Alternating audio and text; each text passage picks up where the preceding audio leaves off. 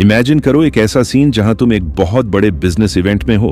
शायद शहर की सबसे आलीशान पार्टी है। चारों तरफ वो लोग हैं जो दुनिया चलाते हैं, अरबपति, बड़े इन्वेस्टर्स या वो फिल्म प्रोड्यूसर जो किसी को भी स्टार बना सकता है। और तभी भीड़ में तुम्हें वो इंसान दिखाई देता है जिसे तुम अपना भगवान मानते हो। वो एक इंसान जो तुम्हारे करियर का गियर बदल सकता है, जो तुम्हारे स्टार्टअप पर दांव लगा सकता है। अब तुम्हारे पास सिर्फ 2 मिनट हैं। दिल की धड़कनें बुलेट ट्रेन की रफ्तार से भाग रही हैं, हथेलियों में पसीना आ रहा है, दिमाग सुन्न पड़ गया है। अब तुम क्या करोगे? ईमानदारी से सोचना। 99% लोग, जी हाँ, 99% लोग वही करते हैं जो उन्हें बचपन से सिखाया गया है। वो एक्साइटमेंट में या शायद डर में उनके पास भागते हैं, हाथ जोड़ते हैं, चेहरे पर एक नर्वस स्माइल लाते हैं और कहते हैं, सर, मैं आपका बहुत बड़ा फैन हूं, प्लीज सर, मुझे बस एक मौका दे दीजिए। या फिर वो अपनी उपलब्धियों की पूरी लिस्ट रटने लगते हैं कि सर, मैंने MBA किया है, मैंने ये स्ट्रगल किया है, मेरे पास ये आइडिया है। अगर तुम भी यही करने की सोच रहे हो तो मेरे दोस्त, बुरा मत मानना, लेकिन तुम गेम शुरू होने से पहले ही हार चुके हो।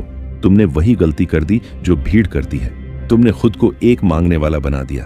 तुमने खुद को एक जरूरतमंद इंसान की तरह पेश किया। और इस दुनिया का, खास तौर पर अमीर और पावरफुल लोगों की दुनिया का सबसे कड़वा सच ये है कि उन्हें मांगने वालों से सख्त नफरत होती है। उन्हें ऐसे लोगों से गंध आती है जो उनका खून चूसने आए हों या उनका वक्त बर्बाद करने आए हों।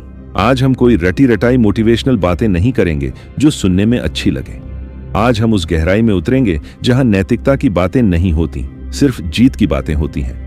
हम बात करेंगे निकोलो माकियावेली और रॉबर्ट ग्रीन के उन नियमों की जो 500 साल पहले लिखे गए थे, लेकिन आज के इस मॉडर्न कॉर्पोरेट जंगल में पहले से भी ज्यादा सटीक हैं। यह वीडियो तुम्हें अच्छा महसूस कराने के लिए नहीं है, ये तुम्हें जगाने के लिए है। ये एक चेतावनी है, एक रोड मैप है उस सामाजिक जंगल का जहां या तो तुम शिकारी हो या फिर तुम शिकार। असली खेल ये नहीं है कि तुम क्या बोलते हो, असली खेल ये है कि तुम सामने वाले के दिमाग के साथ कैसे खेलते हो। तो कुर्सी की पेटी बांध लो, क्योंकि अगले कुछ मिनटों में तुम्हारा दुनिया को देखने का नजरिया पूरी तरह बदलने वाला है।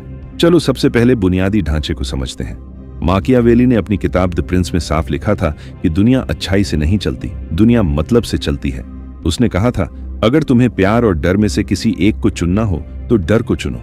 अब तुम सोचोगे कि यार, मुझे किसी को डराना थोड़ी है, मुझे तो बस अपना करियर बनाना है। बिल्कुल, लेकिन यहां डर का मतलब तलवार या बंदूक का डर नहीं है। आज के जमाने में डर का मतलब है रिस्पेक्ट, तुम्हें खोने का डर। जब तुम किसी पावरफुल इंसान के सामने जाकर गिड़गिड़ाते हो तो तुम उसे क्या मैसेज दे रहे हो? तुम कह रहे हो कि मेरे पास कुछ नहीं है और आपके पास सब कुछ है। तुम खुद को एक बोझ बना लेते हो। और अमीर लोग जो बहुत बिजी होते हैं वो बोझ नहीं ढोते, वो उसे झटक देते हैं। तो पहला नियम अपने दिमाग में लोहे की लकीर की तरह छाप लो। कभी भी अपनी जरूरत मत दिखाओ, हमेशा अपनी उपयोगिता दिखाओ। इसको एक कहानी से समझते हैं। 2 लड़के हैं, एक का नाम है राहुल और दूसरे का नाम है विक्रम। राहुल एक बहुत बड़ी कंपनी के CEO से लिफ्ट में मिलता है। राहुल तुरंत अपना दुखड़ा रोना शुरू कर देता है। सर, मेरी सैलरी बहुत कम है। सर, मैंने बहुत पढ़ाई की है लेकिन मुझे ब्रेक नहीं मिल रहा। प्लीज सर, मुझे अपनी कंपनी में रख लीजिए, मेरे घर में बहुत दिक्कतें हैं। CEO मुस्कुराता है, सर हिलाता है और लिफ्ट से बाहर निकलते ही राहुल का नाम तक भूल जाता है। क्यों? क्योंकि राहुल ने अपनी समस्या बताई। और सच तो यह है कि CEO को राहुल की समस्या में रत्ती भर भी दिलचस्पी नहीं है। CEO को सिर्फ और सिर्फ अपनी समस्याओं में दिलचस्पी है। अब विक्रम को देखो, विक्रम भी उसी CEO से मिलता है, लेकिन विक्रम जॉब नहीं मांगता, विक्रम भीख नहीं मांगता। विक्रम कहता है, सर, मैंने देखा कि आपकी कंपनी का जो नया प्रोजेक्ट लॉन्च हुआ है उसमें लॉजिस्टिक्स में 10% का लॉस हो रहा है। मैंने एक छोटी सी रिपोर्ट बनाई है कि कैसे हम वेंडर बदलकर इसे 2 महीने में प्रॉफिट में ला सकते हैं। अगर आपके पास समय हो तो बस एक नजर देख लीजिएगा। अब क्या हुआ? गेम पलट गया। विक्रम ने कुछ मांगा नहीं, विक्रम ने दिया। उसने CEO के दर्द को समझा, जो कि उसका पैसे का नुकसान था, और उसका इलाज पेश किया। अब CEO विक्रम के पीछे भागेगा। यह है फर्क। राहुल एक भिखारी था, विक्रम एक समाधान था। पावरफुल लोग दुनिया को 2 ही नजरिए से देखते हैं। ये इंसान मेरे काम का है या ये मेरा समय बर्बाद कर रहा है। जब तुम फैन बनकर जाते हो तो तुम उनका समय बर्बाद कर रहे हो। फैन का मतलब है फॉलोअर, और फॉलोअर हमेशा नीचे रहता है। अगर तुम्हें ऊपर उठना है तो तुम्हें फैन नहीं, पार्टनर बनना पड़ेगा। लेकिन सवाल यह है कि यह करना कैसे है? क्या सीधे जाकर बोल दें कि मैं आपका पार्टनर बनूंगा? नहीं, यह बेवकूफी होगी। इसके लिए तुम्हें माकियावेली के दूसरे नियम को समझना होगा, जासूस बनो। ज्यादातर लोग सबसे बड़ी गलती ये करते हैं कि वो बहुत ज्यादा बोलते हैं। जब वो किसी बड़े आदमी के पास बैठते हैं तो अपनी बड़ाई करने लगते हैं ताकि वो इंप्रेस हो जाए। सर, मैं ये हूं, मैं वो हूं। चुप रहो, शांत हो जाओ। जितना ज्यादा तुम बोलोगे उतने ज्यादा साधारण लगोगे। जानकारी ही असली ताकत है। जब तुम किसी से मिलो तो पहले उसे ऑब्जर्व करो, उसे पढ़ो, देखो कि उसकी असुरक्षाएं क्या हैं, उसे किस बात का डर है, उसे क्या चाहिए। क्या उसे और पैसा चाहिए? शायद नहीं। हो सकता है उसे शोहरत चाहिए, या शायद उसे सिर्फ कोई ऐसा इंसान चाहिए जो उसकी हाँ में हाँ मिलाने के बजाय सच बोल सके। हर इंसान, चाहे वो कितना भी बड़ा अरबपति क्यों ना हो, अंदर से एक बच्चा है जिसे किसी खिलौने की तलाश है। हो सकता है उसे लगता हो कि उसके आसपास सब चापलूस भरे पड़े हैं और उसे एक ईमानदार राय चाहिए। जब तुम उसकी उस छिपी हुई भूख को पहचान लेते हो तब तुम अपना दांव खेलते हो। अब आते हैं तीसरे और सबसे खतरनाक नियम पर, द मिरर इफेक्ट, दर्पण का सिद्धांत। मनोविज्ञान कहता है कि लोग उन लोगों को पसंद करते हैं जो उनके जैसे होते हैं। हम उन लोगों पर भरोसा करते हैं जो हमारी तरह बोलते हैं, हमारी तरह सोचते हैं। अगर तुम एक ऐसे इन्वेस्टर से मिल रहे हो जो बहुत ही शांत और गंभीर है और तुम वहां जाकर जोर जोर से हंस रहे हो, जोक्स सुना रहे हो, तो तुम तुरंत रिजेक्ट हो जाओगे। तुम्हें पानी जैसा बनना है, जिस बर्तन में जाओ उसका आकार ले लो। अगर सामने वाला व्यक्ति बहुत प्रोफेशनल है तो तुम्हारी बातों में बिजनेस और आंकड़ों की बात होनी चाहिए। अगर सामने वाला व्यक्ति थोड़ा देसी है, स्ट्रीट स्मार्ट है, तो तुम्हारी भाषा में वो तीखापन होना चाहिए। ये झूठ बोलना नहीं है, ये ट्यूनिंग करना है।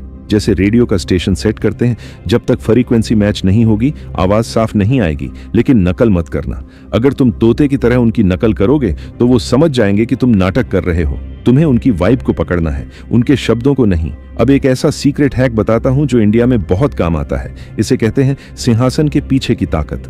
ज्यादातर लोग क्या करते हैं, वो सीधे राजा तक पहुंचने की कोशिश करते हैं। सीधे मंत्री जी से मिलना है, सीधे मालिक से मिलना है, और इसमें वो फेल हो जाते हैं। समझदार इंसान राजा को नहीं, राजा के दरबान को दोस्त बनाता है। हर पावरफुल इंसान के इर्द गिर्द एक घेरा होता है, उसका पीए, उसका सेक्रेटरी, उसका ड्राइवर या उसका सबसे पुराना भरोसेमंद सलाहकार। ये वो लोग हैं जो तय करते हैं कि कौन साहब से मिलेगा और कौन नहीं।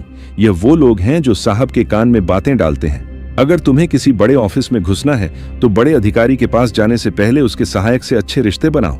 उसे इज्जत से बात करो, उसकी समस्या पूछो। अगर तुमने उस गेटकीपर को जीत लिया तो दरवाजा तुम्हारे लिए अपने आप खुल जाएगा। लोग अक्सर छोटे कर्मचारी के साथ बदतमीजी करते हैं और बड़े साहब के सामने पूंछ हिलाते हैं। ये सबसे बड़ी गलती है। वो छोटा कर्मचारी तुम्हारे बारे में एक नेगेटिव बात साहब के कान में डाल देगा और तुम्हारा खेल खत्म। अगला नियम बहुत जरूरी है, अपनी उपलब्धता कम करो। जो चीज आसानी से मिल जाती है उसकी कीमत नहीं होती। अगर तुम हर वक्त हर किसी के लिए उपलब्ध हो तो तुम एक टिश्यू पेपर हो, इस्तेमाल किए जाओगे और फेंक दिए जाओगे। अगर तुम किसी बड़े इंसान के साथ नेटवर्क बना रहे हो तो हमेशा अवेलेबल मत रहो। फोन की हर घंटी पर मत कूदो, हर ईमेल का जवाब सेकंडों में मत दो। लोगों को थोड़ा तुम्हारा इंतजार करने दो, थोड़ा रहस्यमय बनो। अपनी पूरी कहानी पहली मुलाकात में मत सुना दो। जब तुम थोड़ा कम बोलते हो, अपनी लाइफ के बारे में सस्पेंस रखते हो, तो लोग तुम्हारे बारे में ज्यादा सोचते हैं। आखिर इसके दिमाग में चल क्या रहा है? जो चीज समझ नहीं आती वो आकर्षित करती है। और आखिरी बात जो सबसे ज्यादा मायने रखती है, राजा जैसा व्यवहार करो ताकि तुम्हारे साथ राजा जैसा बर्ताव हो। यह पूरा खेल कॉन्फिडेंस का है। तुम कमरे में कैसे घुसते हो यह तय करता है कि लोग तुम्हारे साथ कैसा व्यवहार करेंगे। अगर तुम कंधों को झुकाकर, नजरें चुराकर डरते हुए अंदर जाओगे तो लोग तुम्हें दबा देंगे। दुनिया कमजोर को कुचल देती है, लेकिन अगर तुम ऐसे चलते हो जैसे तुम उस जगह के मालिक हो, भले ही तुम्हारी जेब में फूटी कौड़ी ना हो, तो लोग तुम्हें नोटिस करेंगे। इसे fake it till you make it मत समझो। इसे कहते हैं अपनी पावर प्रोजेक्ट करना। जब तुम अपनी कीमत खुद ऊंची लगाते हो तो दुनिया भी वही कीमत चुकाने को तैयार हो जाती है। अगर तुम खुद को सस्ता समझोगे तो दुनिया तुम्हें डिस्काउंट पर भी नहीं खरीदेगी। तो दोस्तों, बात सीधी सी है। ताकतवर लोगों के साथ नेटवर्क बनाना, उन्हें प्रभावित करना कोई किस्मत की बात नहीं है। ये एक साइंस है, एक कला है। ये दुनिया एक बहुत बड़ा बाजार है। यहाँ हर कोई कुछ ना कुछ बेच रहा है। कोई अपना समय बेच रहा है, कोई अपना हुनर, तो कोई अपनी आत्मा। तुम क्या बेच रहे हो और कैसे बेच रहे हो, ये तुम्हारी कीमत तय करेगा। शिकारी बनो, शिकार नहीं। शिकायत करना छोड़ दो कि अमीर लोग घमंडी होते हैं या सिस्टम खराब है। सिस्टम को समझो और उसे हैक करो, उसे अपने फायदे के लिए इस्तेमाल करो। अगली बार जब किसी बड़े आदमी से मिलो तो ऑटोग्राफ मत मांगना, डील करना। फैन बनकर मत मिलना, एक खिलाड़ी बनकर मिलना। अब फैसला तुम्हारा है।